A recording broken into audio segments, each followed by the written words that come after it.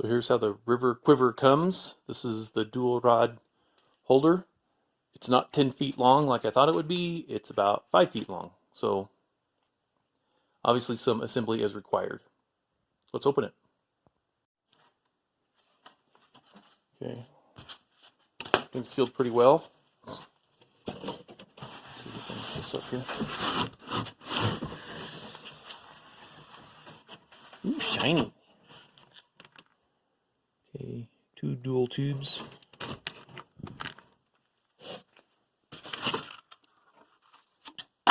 More cardboard, yay! Love cardboard. Alright, let me get this tube up here. Look at this. That's attached though. Alright, so those are the pieces that slide together, obviously. And I'm going to have to two-hand this to get it out, but I'll get it out and set it on the counter here. So the instructions are pretty simple. You want to start putting it together guy style, typical guy style, but don't. It says to make sure to measure, make a couple measurements here, and that determines where these go. If these actually both go on the back half, or if one of them actually goes on the front half. So you have to measure your front rail back to your back hatch, and it shows a little picture of measuring to where the back hatch, where is it? Right here, where the back hatch is open if you're using an SUV, and so you want to measure from there to there. If it's less than 65 inches, then both of these go on the back. And on this 2019 4Runner, yeah, they're both on the back. They'll both be on the back half of the Quiver. So, okay, so those just slide on. They're threaded. They look like they would tighten down if you spun it, but because they are threaded there, but they don't tighten down. So, and looking down inside there, I can see a nut, so that may come as a step later. Okay, here's the piece that actually connects them. This is all quality stuff. This is and it looks good, so this is worth the price. This piece looks like you could flip it either direction because it has the same hardware. It looks like the same fittings, but the thing to pay attention to, I guess, if you want the River Quiver decals to be oriented correctly, then pay attention to that. Okay, hardware looks pretty simple. The box is kind of cool. We'll look at this more once we get it mounted. It's dark outside right now. It's 5 o'clock in the morning. I'm putting this together for my wife. She's wanted one of these for a decade to put her fly rods in on her SUV, so I finally got it for her, and we're going to put it on, and hopefully it'll surprise her when she comes out. All right, let's get it done. Ta-da! Okay, couple things about this. 2019 4Runner went on pretty easy. Let me take that back. Didn't go on easy. Let me explain myself. I get that the engineers that built this or designed this don't want to make it where somebody can walk up with a impact driver and just rip it off in 5 seconds and walk away with your $1,000 rod. Okay, not that we put $1,000 rods in these, but some people do. A little bit of a gap there. But dude, these screws right here, you can't access them with your impact driver, okay? Because they're underneath the rod. And maybe they designed it that way. It's a simple design. It is just a pain in the butt to sit there and use this for 30 minutes to screw all these stupid things down. Okay, so what I ended up doing, what my Craftsman ratchets were too thick, in order to use this piece right here, I had to get this Carlisle ratchet, which is just a little bit thinner right here, that would barely fit between here and here, okay, with this bit. So I ended up using that. That made things go a lot faster. This little ratchet thing, I don't remember where I got this, AutoZone or Harbor Freight or somewhere, also barely fit, and it was about the same speed as the ratchet. So that really didn't speed me up any.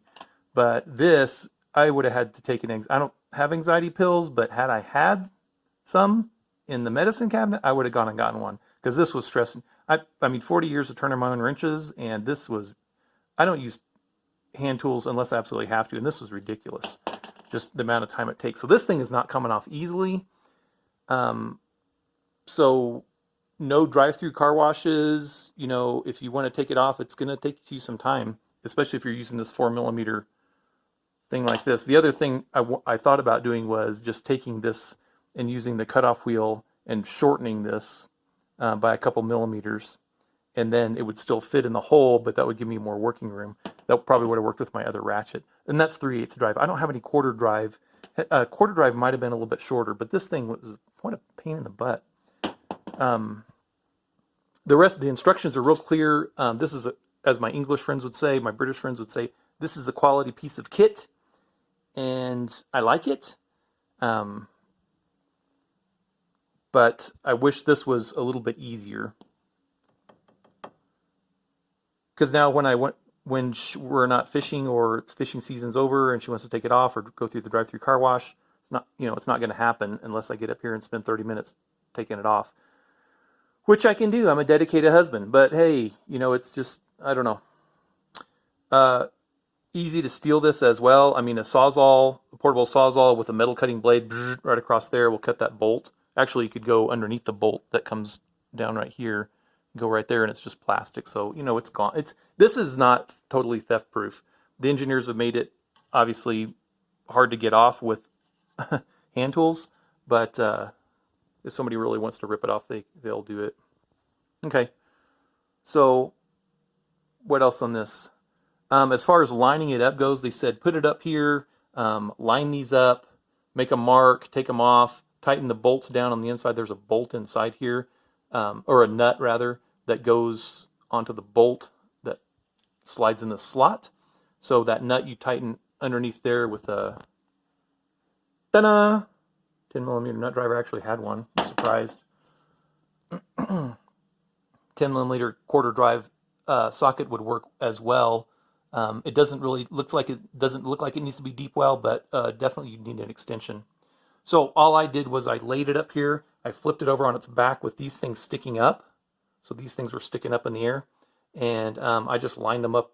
I just laid it on here, set my depth here, how far I wanted it from the back thing, and then I just lined them up here.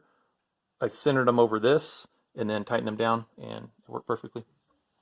Okay, so on this Toyota 4Runner, it's a little weird. I thought it would be narrower in the front between these pieces right here, and wider in the back here, but it's actually narrower in the back here. But what they did was they actually engineered this so that the width between this rail and that rail on the back, and then the width between the front rails on the sides here, is the same, so that these pieces aren't different sizes. So I did go ahead and just set it at 4.5 inches between here and here on both sides, and it looks nice and straight. Okay, because I was worried about how is it going to look canted or crooked, or what's its orientation going to be like. And with these things square in the back and the front on this 4Runner, that's nice. So, all right, what else on it? I don't know. We're going to try it out in the next couple days and see how it goes. It's got a nice couple keys and it looks like a quality lock on the back. And